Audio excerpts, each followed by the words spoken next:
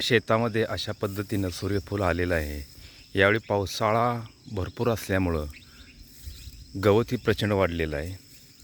आणि हे पहा, पोपटाने हळूहळू खाण्यास सुरुवात केलेली आहे. त्यामध्ये शेतकऱ्याच्या हातामध्ये किती लागते ही शंकाच आहे मला.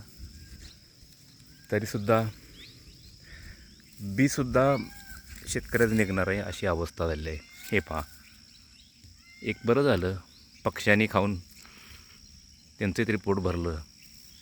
शेतकऱ्याचं पोट कधी भरलं मला माहीत नाही. आणि या ठिकाणी पूर्ण मेहनत ही वाया गेली आहे. पोपटांचे थवींचे थवे येतात आणि असे सूर्यफुलाचे बारीक बारीक कण खाऊन जातात.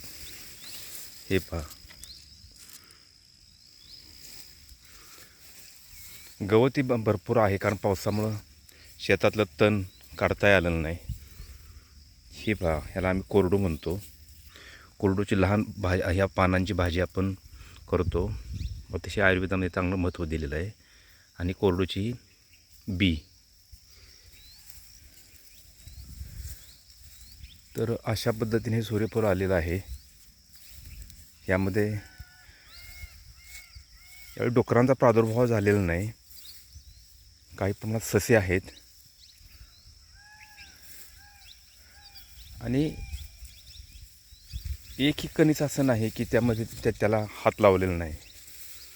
हे पहा, अशा पद्धतीने दाणे असतात.